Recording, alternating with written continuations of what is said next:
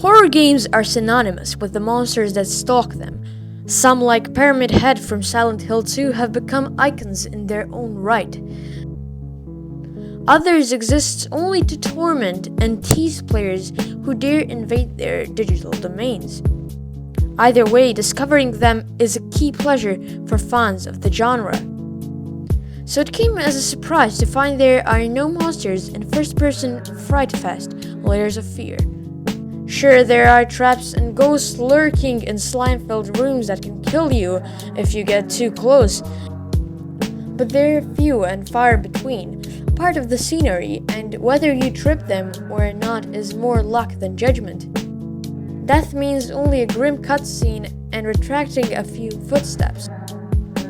You can't run or hide from them, nor interact with them beyond your instant demise.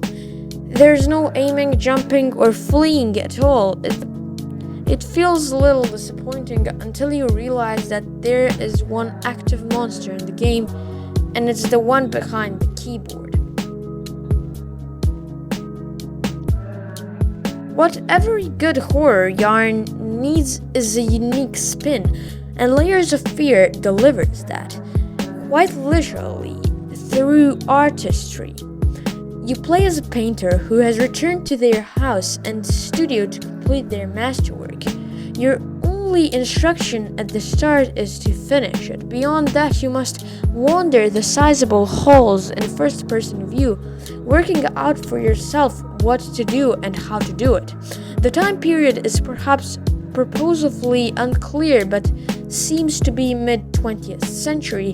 There is paint out literally over the environments, smears of yarning colors running over the furniture and floors.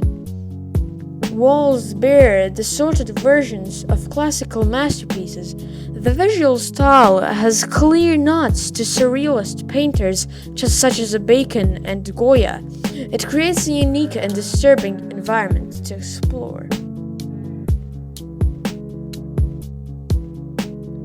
Soon it becomes clear that your past contains ghastly secrets, alcoholism, and instantly being two of the more portable ones. Scraps of text found throughout the house build a fragmentary backstory. Many of these show how commonplace your life once was, illustrating how ordinary most monsters must look from the outside.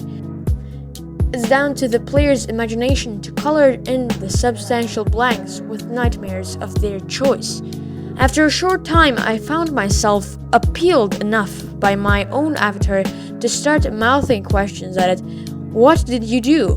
What did you do? Later, a spoiled voice whispered, "You deserve this, all of it." And it felt like I did. Shortly after, I found a mirror and gazed on my own reflection, expecting to see a monstrous figure or some other scare, but there was just a normal man staring back at me. The shock came from understanding how ordinary most monsters seem on the outside. Tragedy tempers the tale in the end.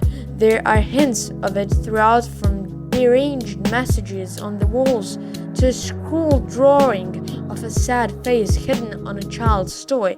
Sometimes this breaks into banality with clumsy nonsense suited to a high school poet. But on the whole, it works, leading the narrative and the character a weight of realism. This is a story of a man failing to live up to his responsibilities and lashing out. With you cast as the central monster, and a sympathetic one at that, Layers of Fear has to go elsewhere for both challenge and jump scares. The latter comes from puzzles, most of which are light and come down to scanning the environment for visual clues. You interact with the house by clicking and dragging to move items and open containers. It's a tried and tested way to add touch to virtual world, but the implementation here is poor and can leave you frustrated as you grab and fumble to no avail. Doors accidentally shut before you can go through, and it proves hard to open more than one drawer in a chest. There are a couple of more testing brain teasers toward the end.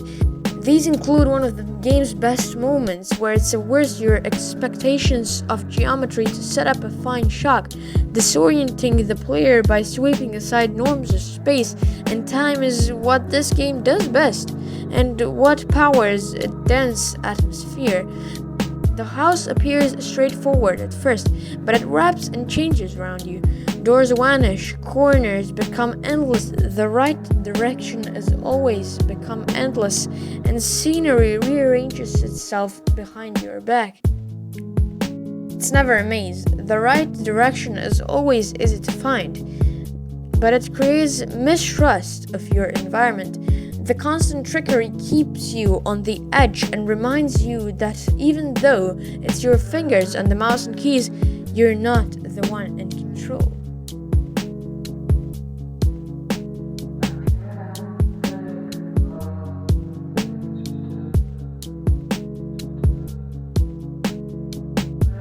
This intensifies the shock value of the traditional jump scares that throng your journey through the house.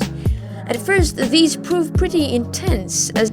As you progress, however, you encounter setups that you've seen before, leaving you able to guess what's coming.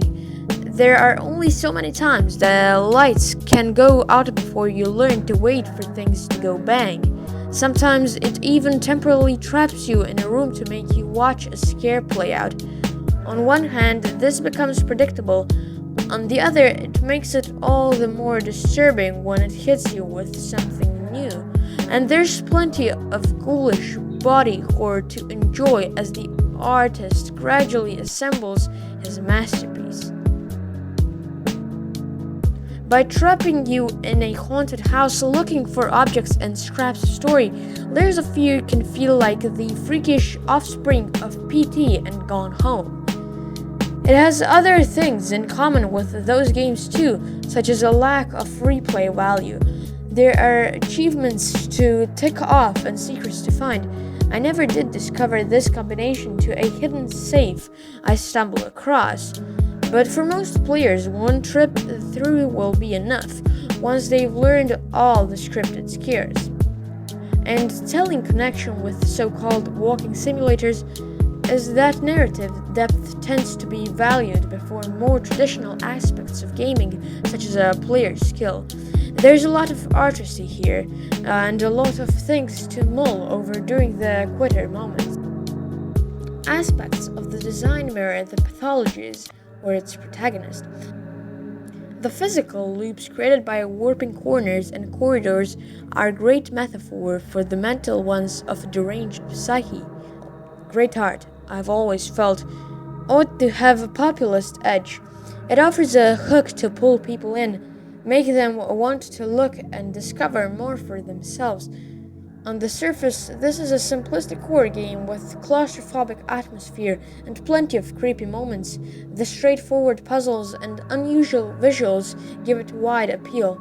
Beneath that, there are secrets to uncover and the subliminal pleasure of playing as a monster.